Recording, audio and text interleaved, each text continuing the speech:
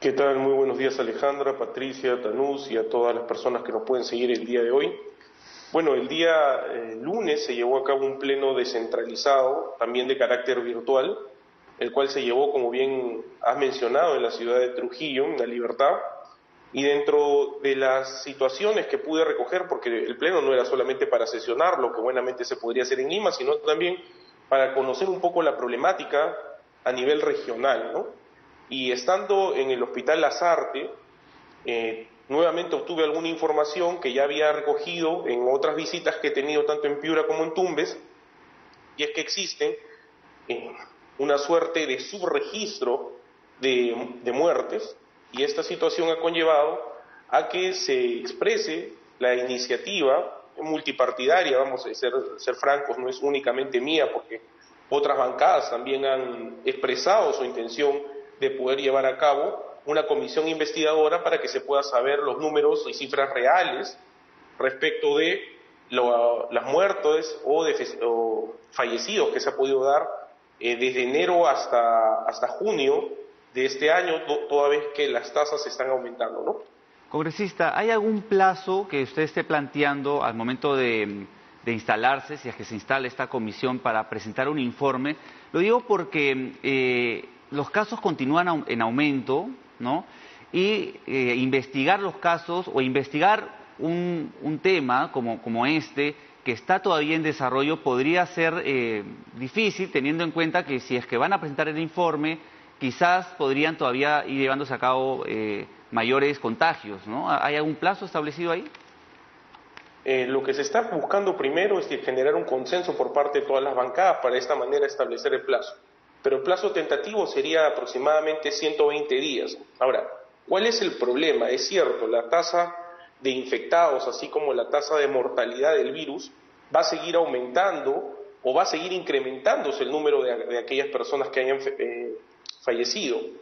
Pero ¿cuál es el problema? El problema es que esa información es de suma importancia para poder tomar una política de salud, porque digamos, un poco para sincerar los números, si tenemos una tasa de mortalidad del 2, 3, 4 o 5%, es muy diferente de tener una tasa de mortalidad del 1.3%.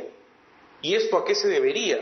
A que tal vez la política de salud debería tal vez reorientarse de ser el caso que la información de los fallecidos sea más alta de lo que realmente se viene especulando.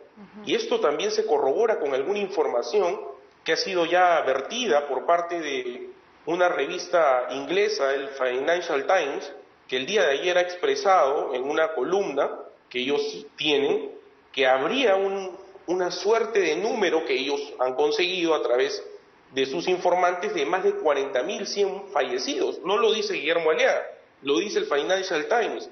Y de igual manera, ayer se ha propalado una información por parte de Vox Populis, una consultora, el cual establece de que recogiendo cifras del sistema SINADEF, se ha podido corroborar de que hay un mayor número de fallecidos que no han sido debidamente registrados.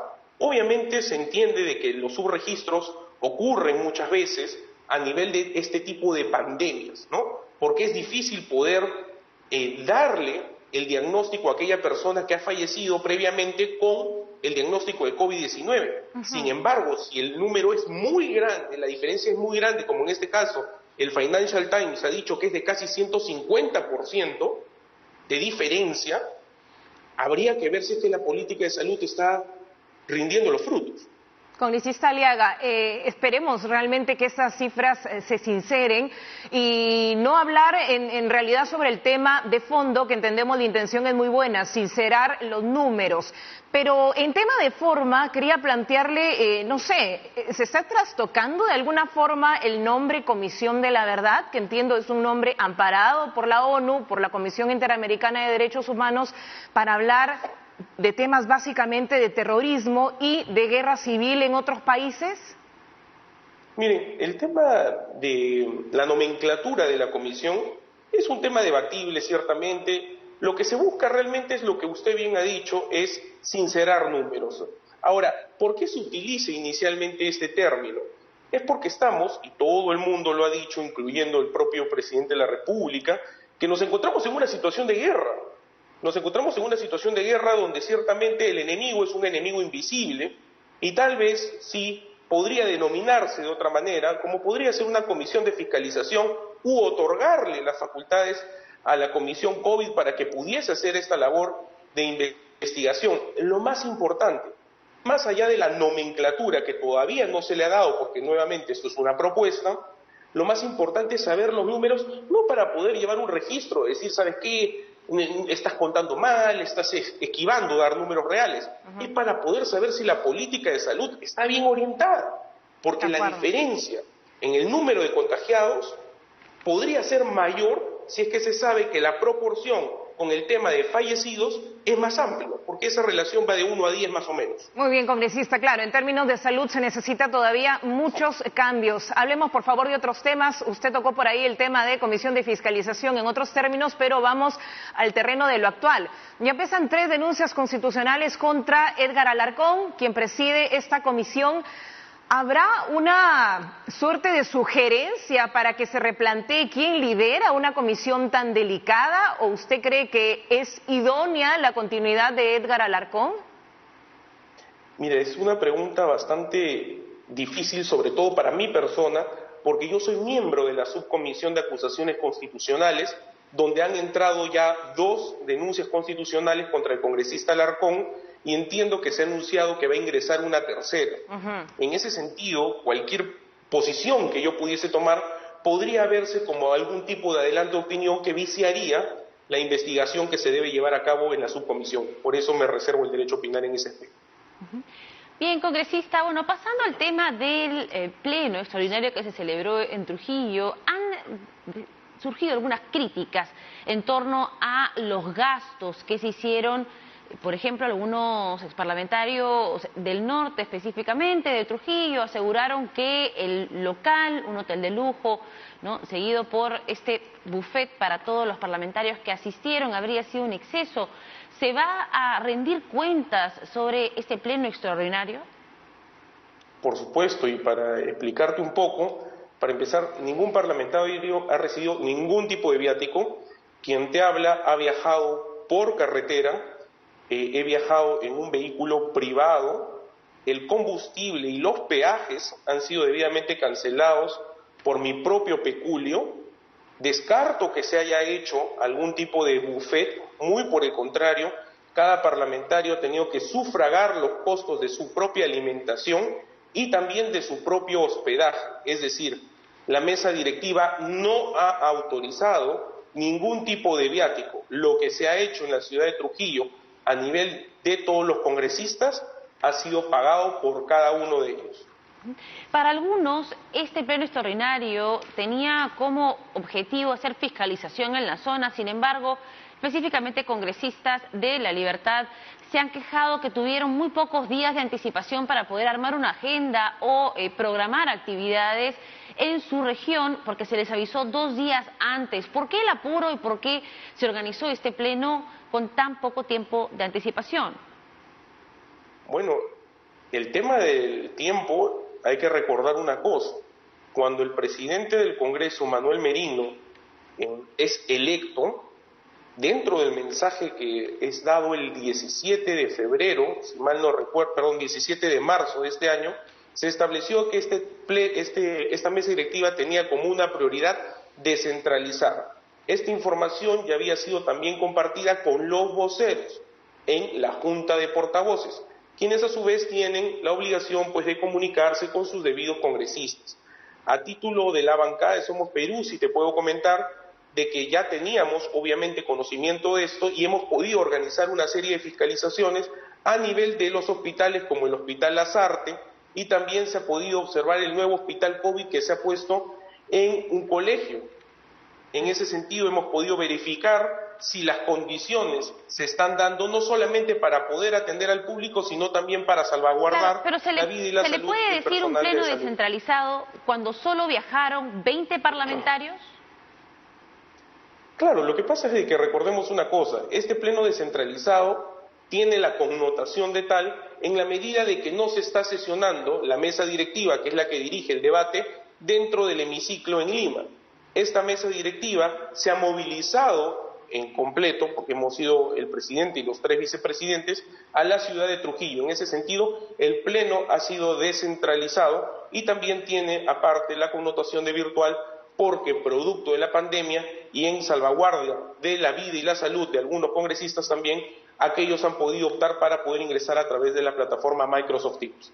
Congresista, ¿y por qué no se llevó a cabo la segunda votación? Había mucha expectativa respecto a la reforma para impedir que postulen a cargos públicos sentenciados en primera instancia. Ese día aparentemente se iba a votar, se iba a llevar a cabo la segunda votación. En todo caso, ¿por qué no ocurrió esto y cuál es la postura de su bancada respecto a esta reforma, ya que los tiempos también se van agotando, teniendo en cuenta que ya el próximo año son las elecciones generales? Es interesante la pregunta y empiezo por la parte final. La posición de la bancada de Somos Perú es votar a favor de que se apliquen impedimentos para que postulen o para que ejerzan también cargos públicos cualquier persona que se encuentre sentenciada, así sea en primera instancia.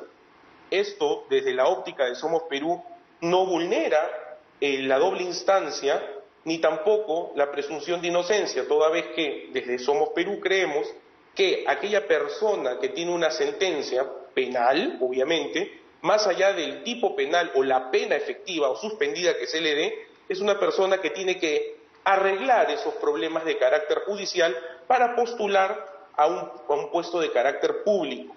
En ese sentido, la bancada de Somos Perú va a ratificar la votación que ya dimos hace poco más de una semana en la primera legislatura. Bueno, esperamos que sea agenda del Pleno de este jueves, ¿no? Posiblemente sea así. Congresista, permítame por favor hablar de la noticia que salió este fin de semana. ¿Qué pasa con los filtros a los asesores? Se descubrió mucho conflicto de intereses, por ejemplo, en la Comisión de Educación, donde los asesores resulta que eran trabajadores, incluso tenían un cargo muy importante en universidades que no fueron licenciadas, y luego esto pues condice de alguna forma con los proyectos de ley que intentaban crear una suerte de comisión por encima de la SUNEDU. ¿Qué pasa con los asesores o cómo se realizan estos filtros en el Congreso? Bueno, realmente el Congreso, a través de la mesa directiva, lo que hace es otorga un módulo, es decir, un grupo de cupos para que los señores congresistas puedan contratar, dependiendo únicamente de su autonomía, el número de 6 personas por cada congresista, el cual incluye 2 asesores, 2 técnicos, un auxiliar y un técnico que muchas veces es utilizado como secretaria o asistente personal. Cada congresista tiene no solamente la autonomía, sino también la responsabilidad de poder contratar a su propio personal. En el caso de comisiones ocurre lo mismo con el presidente de la comisión.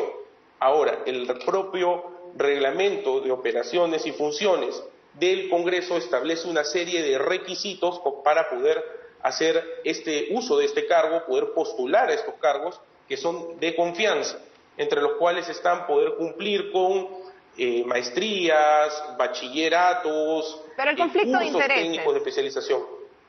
El tema del conflicto de intereses es evaluado por cada uno de los propios congresistas y por cada uno de los presidentes de comisión al momento de que establecen quién es su personal de confianza.